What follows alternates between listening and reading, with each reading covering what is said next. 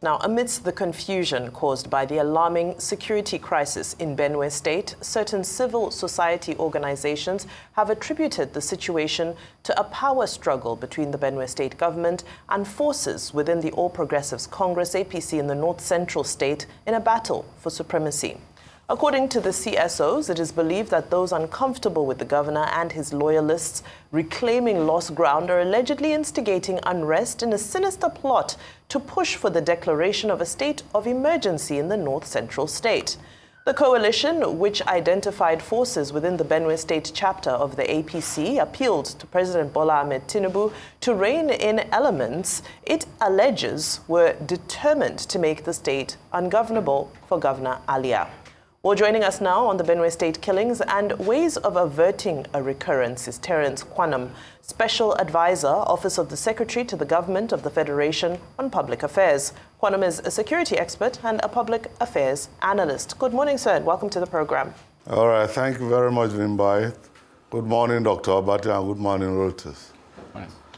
Well, Mr. Kuanum, the major issue in Benue State in recent times, the rustling of over 200 cows in the Agatu community area. And on the basis of that, some people have been saying, well, maybe there should also be a declaration of a state of emergency in Benue State. After all, in Rivers, where some people say there was no blowout, a state of emergency has been declared. What do you think? You are an advisor to the Secretary to the state government. Are we likely to see a situation whereby the government, the federal government, will declare state of emergency in other states?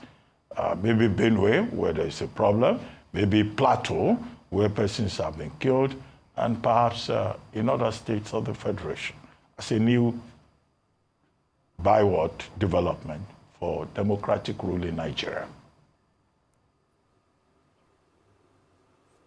Thank you very much, Dr. Abati. It is quite unfortunate that we have such a very serious problem on our hands, and instead of the state government being on top of it to resolve it, they are busy playing politics with the lives of our people. Nobody is interested in a state of emergency in Benue. If you could recall, this is not the first time Benue has been going through attacks. The immediate past administration was on top of the situation. The open grazing prohibition law was enacted in 2017, and it was put into, it was enforced by that government. And by the time the government was leaving in May 2023, there was no herdsmen roaming the streets of Benue in any part of our state. We expected this government that was coming in to come and consolidate on those gains and then move our people back to their ancestral homes. But when the government came in, instead of consolidating on the gains of the immediate past administration, what they did was to rather repeat the law that had brought peace to Benue people by scrapping the livestock guards that came with the law to enforce the law. The vehicles that were used to impound, the trucks used to impound cows that were meant and that were roaming the streets of Benue has been converted as cargo trucks in the Benue links. A new security outfit has been created in Benue with no objective to protect the people of Benue. And when you begin to see these killings coming up left, right, and center, you will also record that government officials were busy going up and down, denying that there were no security challenges in Benue, when Benue people were killed on a daily basis. Even the special advisor security to the governor came on live television to deny that there were no killings in Benue. Rotus could bear me witness that he interviewed the MD of BIPC and he told you that Benue was peaceful, that Benue has no issue of security, people should come and invest. When they hid all these killings and they have overwhelmed them, instead of admitting to their failures, they are looking for excuses left, right, and center, instead of bringing every stakeholder together to discuss the way forward to resolve this crisis. So that is the unfortunate situation that we found ourselves in Benue, and it's quite sad. Our people are killed on a daily basis. Is it people from Abuja that wants to bring a state of emergency that will go and create a security challenge in Abuja, where 2 weeks ago, the senator representing Northwest Geopolitical Zone, Senator Zam's house, was razed down? Is it the people that are sponsoring the killings that the maternal home of the senator representing Benue Zone A, Senator Odendi's maternal home, was razed down? Those IDPs are right in their houses.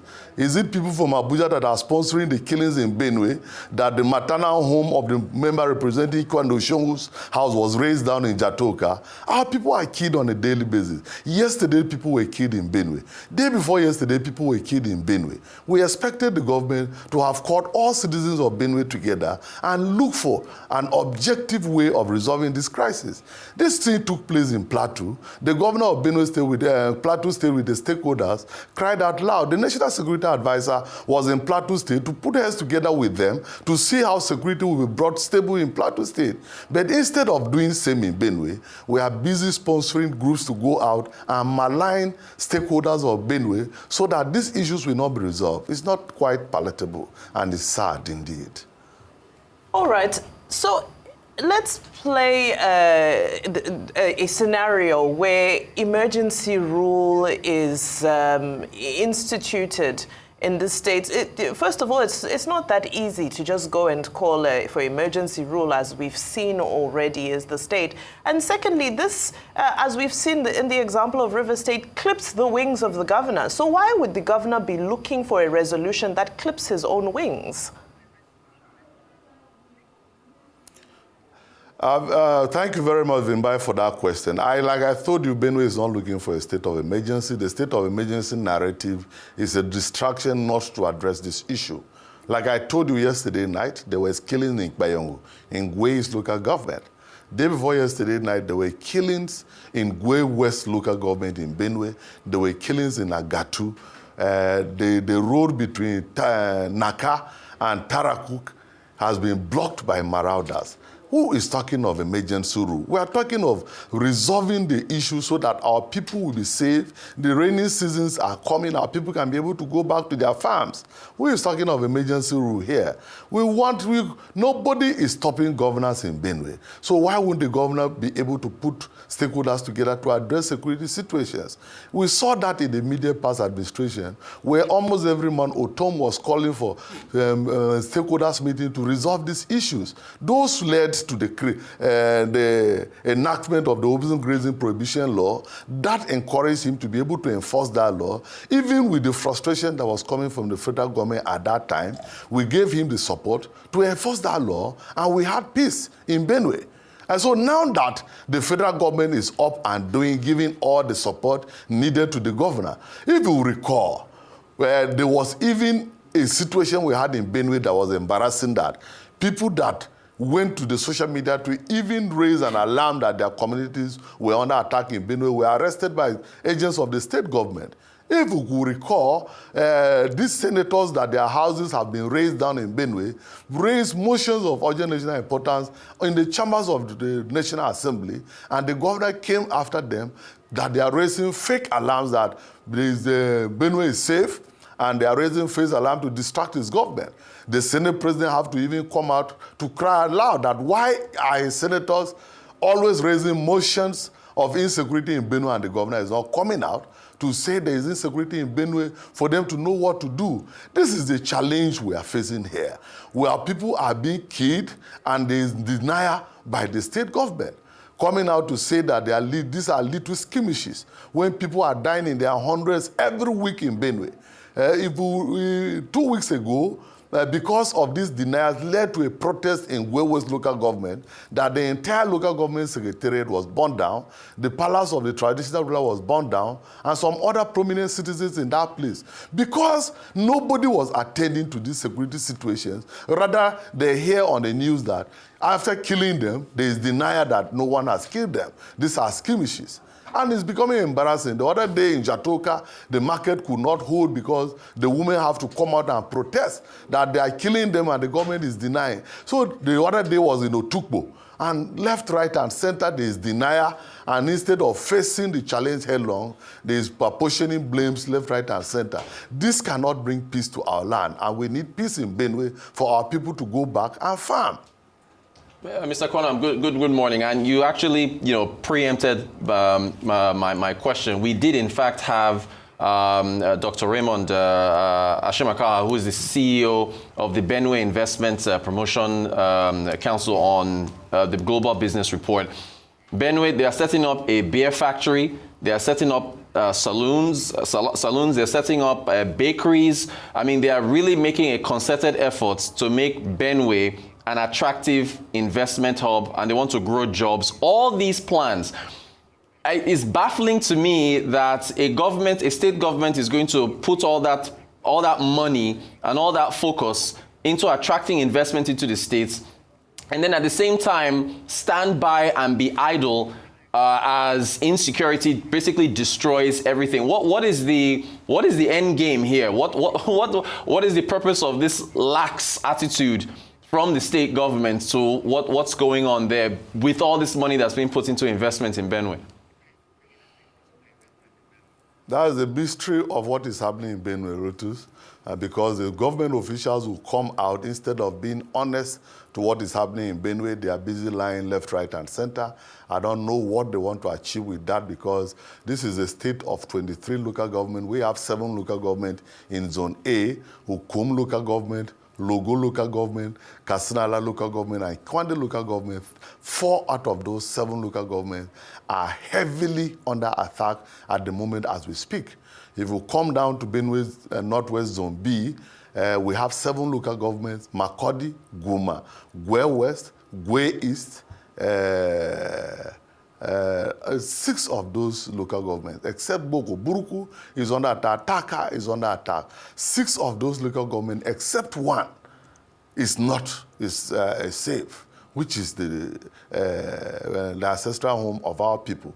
If we go to Benue Zone C, where they have 9 local governments, 5 of those local governments are attacked. So if 15 local governments out of 23 local governments are heavily under attack, and then the government is concealing this, is the government actually serious with the investment you're talking about? Because you have to first come out with clean hands to be able to do this, because if you are even going to deceive investors to go and invest in a heavily crisis area, it's even more disheartening. And so, as a people, we want our place to be safe. That is the objective of everybody. And as stakeholders, we want to come together. We have done this before. You can bear witness that when Otom was governor of Benue, we came together, we enacted the law, we supported him to enforce the law, and we had a great level of peace in Benue until he left. We expected this governor to consolidate on those gains and move it forward. And we have come back to base 1, where we started. It's quite unfortunate and it's sad. Okay. Terrence Kuanum. Now, you spent the better part of this conversation with us condemning the state government and condemning the governor. I put it to you that Governor Hyacinthe Alia does not control the Department of State Services, Security Services. He does not control the police. In many of these incidents that we have seen, either in Plateau, Southern Kaduna, or in Plateau State, the problem has been the security structure in Nigeria. What else could Governor Alia have done? Because you keep blaming him, you keep saying he's calling his skirmishes and all that. He has no powers over the Inspector General of Police, for your information. And he has no powers over the Department of State Security. So I think the blame lies elsewhere. If you don't think so, tell us how you think that the governor should be blamed. Just wait. There's a second leg to the problem. 2, Governor Alia did not create the insecurity challenge in Benue State. It's perennial. Why do you think this problem is perennial? After many committees set up, commissions of inquiry, and all of that, what do you think is the way forward? Can we focus on that, rather than you saying, we have done this for the governor is the problem? I don't think so. I disagree with you. Okay, thank you very much, Dr. Abathi. Then you don't know the workings of how the security works when they go to the state, because I've been part of it for so many years. Security that is in Benue today is more willing to assist us end the crisis than 8 years ago when we were with Autumn. Yet, when the white stroke came to Autumn, Autumn developed logistics for this white stroke that they had no other option than to get to the flashpoints. And what was he doing? He provided logistics where the access was difficult. The state government bought motorcycles. The state government bought canoes. The state government bought additional vehicles for them, gave them enough logistics at the end of every month. So all our flashpoints, we could be able to mobilize the white stroke to be there. We could be able to mobilize the civil defense to be there. We could be able to mobilize the police to be there. And so our flashpoints were properly manned by these people. They had no excuse at all. Now that there is heavy cooperation from the federal government to deploy at any second at all. And that is why when I started there, I told you that when Plateau cried out, the National Security Advisor was promptly on ground in Plateau State to be able to nip this in the bud. As we speak, Bassa and Bokos has been sealed up, and they are looking at ways to be able to push the marauders out of Plateau State because of the efforts of the NSA. Now in Benue State, logistics are denied the white stroke. The white stroke are just sent to Benue. They are just there. Nobody is mobilizing them. Nobody is motivating them to go there and work. Because when they are sent from the center to go there and work with the chief secretary of the state and the stakeholders, is for the stakeholders to work with them, and the additional logistics and motivation helps them to work better in those communities, which is being denied at the moment. Secondly, nobody is saying Governor Alia created the security challenge in Benue. We are telling you that Autumn also didn't create the security challenge in Benue, but because he wanted the security challenge to end, he stood up and was on top of the situation, moving left, right, and center, putting stakeholders together, thinking along with them so that we'll be like minds in the same crisis, and we're able to bring out the open grazing prohibition law, we're able to enforce the law and bring peace to Benue. Nobody is blaming anybody for creating a crisis. The solution is coming together, enforcing the open grazing prohibition law so that these people will leave Benue. If you want to come to Benue and graze your cattle, you have to ranch them. That is the way to go in Benue, and we agreed on this in 2017, and it was said and done as a people. We are saying that the present government is not enforcing this law. We are saying that instead of enforcing this law and bringing peace to Benue, they are denying this. We are saying that the federal government is now ready to cooperate with Benue, not like it was a back and forth situation with Autumn. Why is it that you're not cooperating with them to end this crisis? These are the things we are complaining about, and we feel that when these things are achieved, peace will come to Benue. Well, Terrence Kuanum, I'm not done yet. You are special advisor to the secretary to the government of the Federation. And then you are condemning, the governor of Benue. Will it be correct to say that there is no love lost between SFG George Akume and also Governor Alia? After all, in Benue State, there's a lot of ethnic politics. The TVs and the Domas and the other groups, they are perpetually, criticizing each other, because you can't be criticizing the governor of your state and you are working for the secretary to the government of the Federation if, the SGF doesn't have an interest in this matter. For purposes of clarification.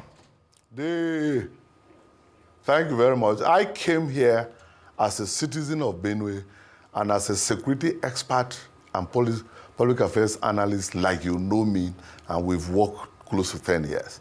I didn't come here as the advisor to the SGF. I think I even told the producer before I came here, and the introduction there was actually a mix-up. I'm a concerned citizen of this state. I have been in the trenches fighting this cause with you here for a very long time. And so I was invited here as a citizen of Benue that have shown concern on this matter over time, that have been here in the trenches fighting for this cause over time. I didn't come here as an official of government. I came here as a concerned citizen of Benue because my people are dying. My people have gone back to where we thought that we have fought this and moved on. That is where I'm here. I'm here with an objective man as a concerned Benue citizen that stood firm and fought for this when it wasn't fashionable to do so. We were fighting this because you know that our lives were at stake, because the government of the day at that time was not favorable to this cause. We risked our lives to bring peace to Benue. And someone coming to compromise it is totally against what we stood for, and that is why I'm here. I'm not here as an official of the SGF. Okay. Now, don't you think it's a little bit unfair to make it seem as though the source of this insecurity is onefold, which in your argument, you're saying that all of these events are transpiring because the governor is not effective when it comes to security matters. You're also saying the governor has generally turned a blind eye. We've seen him visit Naka. We saw him at Otukpo as well. But I listened to a great interview from an Onje who was speaking about the fact that there's also internal collaboration here. It's no longer about the external criminals coming in. There's internal collaboration that is rooted in poverty. Young men from the community are now working in collaboration with the various criminal elements because that's the only way they can survive. So shouldn't this be a forum for you as a patriot of Benue State to engage in seeking solutions for the people as opposed to pointing fingers towards the governor? Isn't this an opportunity for you to go and advise him, since you seem to have you feel you have a clearer outlook on the situation on the ground? But he's moving from city to city. He's seeing his people. He's seeing all the places, and it's documented. So how could you say that he's not interested and downplaying? Thank you very much. Yes, the governor was in Naka. At the time the governor was in Naka to see the burnt local government secretariat and the traditional council head, the sitting senator's house was burnt from this crisis in Naka. Did he go there? He didn't go there. He was only interested in what the people that protested in Naka did. He didn't go to where the crisis took place, that even a sitting senator's house could be burnt. He passed and went to Otukpo. As the governor was leaving Otukpo, Otukpo came under heavy attack. So many lives were lost. Did you hear any statement from the state government sympathizing with the people of Otukpo? Because as he was leaving that night, Otukpo came under attack. What we are saying is that as patriotic citizens of Benue, we are ready to come together, sit with our governor and proffer solutions to this problem, because we've been in the trenches for a long time fighting this cause. But the governor is in denial that these things are not happening. These things pointing fingers that people are coming from outside to sponsor this crisis.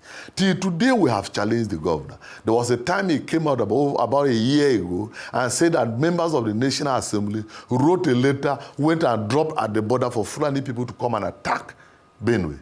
Till today, we have challenged him to bring out that letter so that we can hold these people responsible. The letter has not been out. Why are you always pointing accusing fingers at citizens of Benue that we elected them at the same time with you, that they are the cause of this crisis? And if he doesn't, as the governor of Benue, if he doesn't call for a meeting for us to objectively assess this thing firsthand between him and these members, how are we going to resolve this? Even if I want to contribute, how am I going to contribute? Because there is no platform for me to go and contribute in Benue, because the governor is all ready to bring the stakeholders together. That is the challenge that I am complaining here. I wish you get where I'm coming from exactly. The platforms are not provided for solutions to be brought. Everybody that is of Benue Indigenous is ready to come together and proffer solutions to this. Nobody is finding it funny in Benue. Mr. Kuanum, just one quick question for you just before we let you go. Are executive governors in Nigeria, do they get a pass? It seems whenever things go wrong in the country, everybody jumps to the presidency. We had the special advisor to the president on economic matters yesterday, talking about how a lot of governors in the country are not paying the new minimum wage. A lot of talk about the large convoys and spending that governors in Nigeria use with respect to how they travel up and down the country. A lot of talk about how governors are owing pensions and back pay to workers. A lot of talk about how governors in Nigeria take expensive trips and they are not creating enough jobs for their youth. Is it not the case that regardless of what happens in the states, the buck stops at the governor's desk and he or she should be responsible? In this case, we are not even talking about the governor being responsible because the buck stops at the state. We are talking about the solutions that the state has come together to provide that were there for him to even consolidate. We are talking about we being available and ready to team up with him and work to bring peace to Benue. And yet, these things are not being done and our people are killed on a daily basis. Those are our concern. We don't really want to put the buck at his table. We want him to act and we want him to stop denying that our people are being killed on a daily basis. This is an insult to our sensibilities because the life of our peoples matters so much to us. And denying that they are being killed on a daily basis, we feel that is insulting our sensibilities and we don't find that funny. He should be up and responsible as the governor of our state that we loved so much and we voted for him. Okay, Terrence Kuanum, just a comment. You don't need to respond to it. I just think that this is a continuation of the fact that there is a feud, a fight between Senator George Akume and the governor of Benue State. You recall that exactly a year ago, the Tortive tried to intervene to settle them at a meeting in Boko. 1 year later, the governor and the secretary to the government of the Federation are still fighting. I think that this is the subtext. With due respect to the fact that you are a stakeholder in your own right. You're wrong. Well, you're wrong, have they resolved their fight? You are coming as an agent to speak for Akume. They don't have an issue. Oh, okay. If you The governor and the SGF are not fighting. We are talking about the security of our people. The SGF has always been out there seeking for prayers for the governor to work for the good of our people. I've never seen them fighting. The governor has never come out to say that he's fighting with the SGF. The SGF has never come out anywhere to say he's fighting with the governor. So I don't know where that is coming from. Why Maybe the reconciliation it's a fiction of an imagination. Why the reconciliation meeting last year? Yeah, the Tortive has the right to always call his children together at any time and ask them to work together. That is what the Tortive did there. The Tortive did not tell us that he was actually resolving an issue that was between the SGF and the balance. Thank you. Yes, and there's fairness in Benue. The SGF is a peaceful person, is a humble person, and you know that very well, Dr. Obati. And so this is for the lives of our people. It's not about politics.